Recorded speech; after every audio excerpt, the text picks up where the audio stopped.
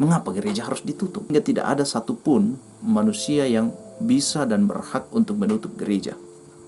Bagaimana dengan peraturan-peraturan yang diberlakukan oleh pemerintah?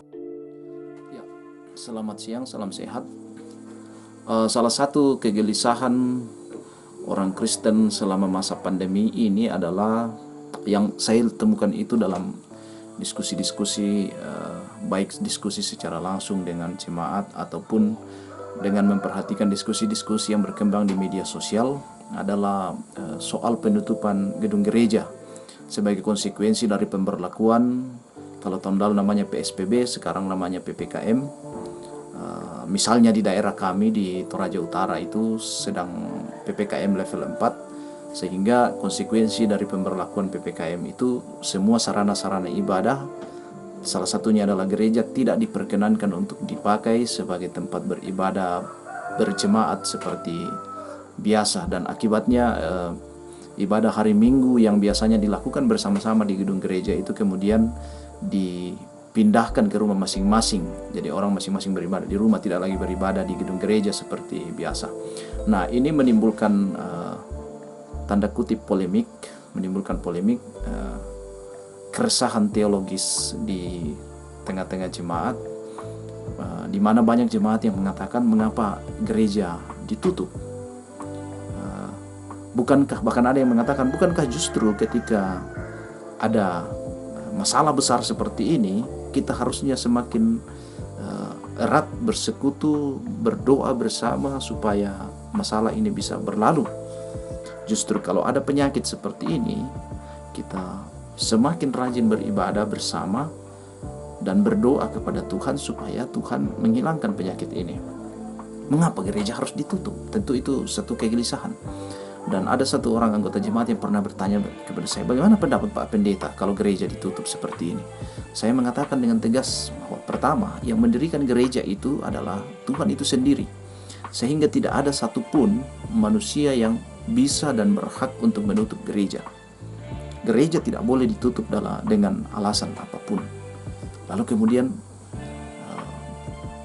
bagaimana dengan peraturan-peraturan yang diberlakukan oleh pemerintah?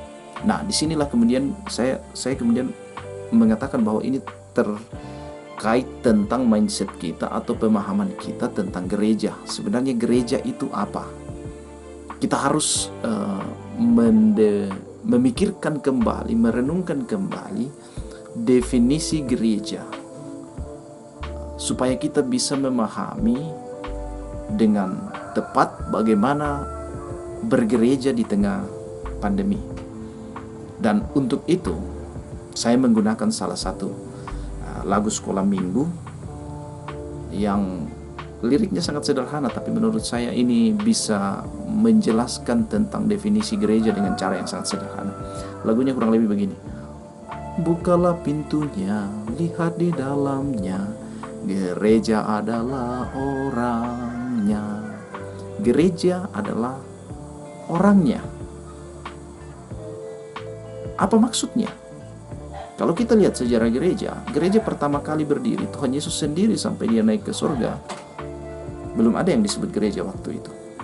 Nanti setelah Roh Kudus turun, memampukan para rasul untuk pergi bersaksi, untuk pergi memberitakan Injil, kabar sukacita, kabar gembira kepada manusia tentang keselamatan yang sejati di dalam Yesus Kristus melalui peristiwa salib, kematian, dan kebangkitannya. Roh Kudus memampukan para rasul untuk pergi memberitakan Injil sampai tersebar. Lalu banyak orang menjadi percaya. Terbentuklah satu komunitas orang percaya kepada Yesus Kristus, dan sejak saat itulah orang Kristen mulai ada dan gedung gereja mulai didirikan ketika komunitas orang Kristen. Jadi sebelum gedung ada, gereja sudah ada. Gereja adalah orangnya, gereja adalah orang-orang yang menerima kabar baik itu dan menjadi percaya, bertobat, memberi diri dibaptis, dan mereka menjadi gereja. Kalau menurut definisi lagu sekolah minggu, tentu kita bisa menemukan definisi yang lebih kompleks atau definisi yang lebih menyeluruh lagi kalau kita membaca tulisan-tulisan para teolog atau definisi-definisi secara akademis, tapi secara sederhana itu dulu yang kita pahami, bahwa gereja adalah orangnya yang bersekutu. Nah, di sini dimensi persekutuan ini menjadi sangat penting. Jawab anggapan dan pertanyaan bahwa bukankah justru ketika ada penyakit seperti ini kita justru harus semakin sering beribadah, berdoa bersama agar supaya penyakit ini berlalu. Dan bahkan ada anggapan yang sempat beredar dan berkembang yang mengatakan bahwa COVID-19 tidak akan mungkin masuk ke dalam gedung gereja. Saya cuma mau katakan, saya ingin mengambil satu peristiwa dalam kehidupan Yesus ketika dia dibawa ke hubungan bait Allah, ke atas hubungan bait Allah, dan dari sana iblis mencobai dia dengan mengatakan bahwa kalau engkau anak Allah, maka buanglah dirimu ke bawah, Allah akan melindungimu, malaikat akan menjagamu, dan engkau tidak akan celaka, tidak akan binasa.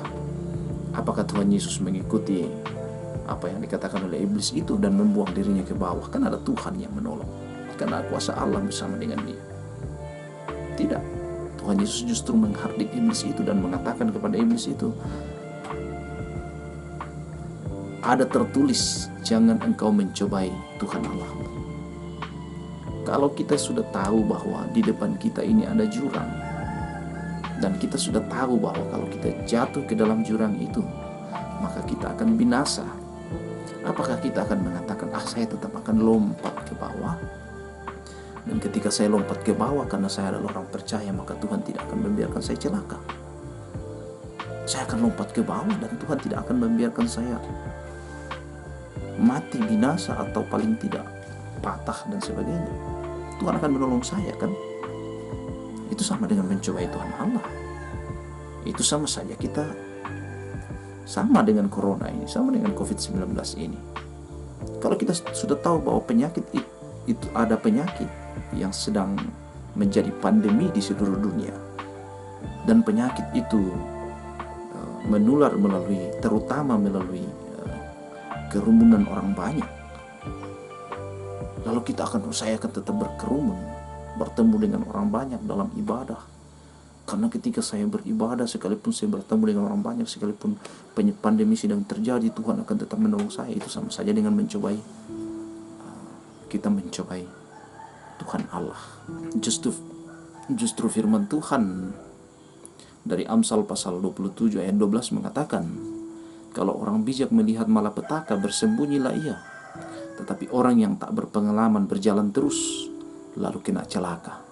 Loh, ini Tuhan sudah sampaikan kepada kita. Kalau kita tahu ada malapetaka, ya kita berusaha untuk menghindarinya. Justru kita akan menjadi orang yang konyol kalau kita berjalan terus. Jangan pernah mencobai Tuhan Allah dengan hal seperti itu. Lalu kemudian kita menjadi pertanyaan berikut yang muncul adalah, apakah dengan demikian kalau gereja adalah orangnya, apakah kemudian gedung gereja menjadi tidak penting? Selama ribuan tahun gedung gereja sangat penting, dan menurut saya sampai hari ini tetap sangat penting, karena gedung gereja menjadi tempat yang mempersekutukan orang-orang dalam satu persekutuan untuk memuji menyembah Tuhan. Saya sudah katakan tadi bahwa dimensi persekutuan ini menjadi sangat penting. Dalam situasi khusus, gedung gereja bisa saja ditutup, tetapi persekutuannya jangan pernah mati. Sekali lagi, kalau dalam situasi normal, mestinya kita bersekutu, beribadah setiap hari Minggu di gedung gereja. Tapi karena situasi khusus sehingga gedungnya ditutup, tapi gerejanya tetap, gereja yang dalam arti diri kita itu harus tetap dibuka. Dan persekutuan dari gereja itu jangan pernah mati, sekalipun berada dalam situasi pandemi. Lalu bagaimana?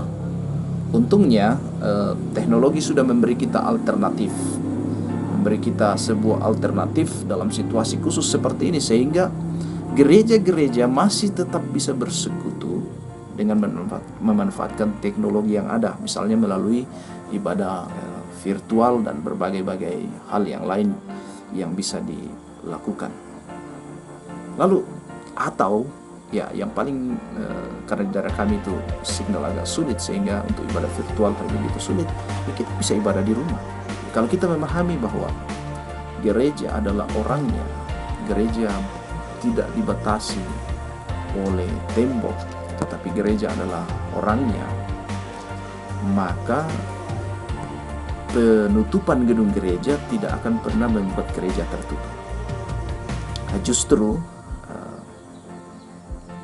kita harus merenungkan bahwa sebelum pandemi terlalu banyak gereja yang ditutup ya. Gereja dalam arti diri itu mungkin sudah banyak yang ditutup selama ini. Apa maksudnya? Mungkin banyak gereja-gereja yang tidak menyadari dirinya bahwa dia adalah gereja. Dia mengaku sebagai orang percaya, mengaku lalu dibaptis, memberi diri dibaptis, tetapi tidak pernah menampakkan buah-buah dari hakikat dirinya sebagai gereja. Jadi dalam situasi itu kita bisa mengatakan bahwa gereja itu sebenarnya sudah tutup. Sebelum pandemi pun dia sudah tutup. Nah, karena itulah kalau kita pahami gereja sebagai orangnya, mari kita membuka kembali semua gereja-gereja itu dan kita bersekutu dalam persekutuan yang sesuai. Jadi jangan pernah kalah dengan pandemi. Jangan membuat gereja ditutup oleh pandemi. Jagalah iman dan imun, tetapi tetaplah patuhi apa yang menjadi aturan bersama. Saya sering katakan, sudahlah kalau Anda tidak takut atau tidak percaya pada adanya COVID-19 ini, COVID-19, Anda harus tetap sadar diri sebagai warga negara. Periksa KTP kita bahwa kalau di situ masih tertulis bahwa kita adalah warga negara, maka mau tidak mau konsekuensinya kita harus menaati apa yang menjadi aturan yang diatur oleh pemerintah.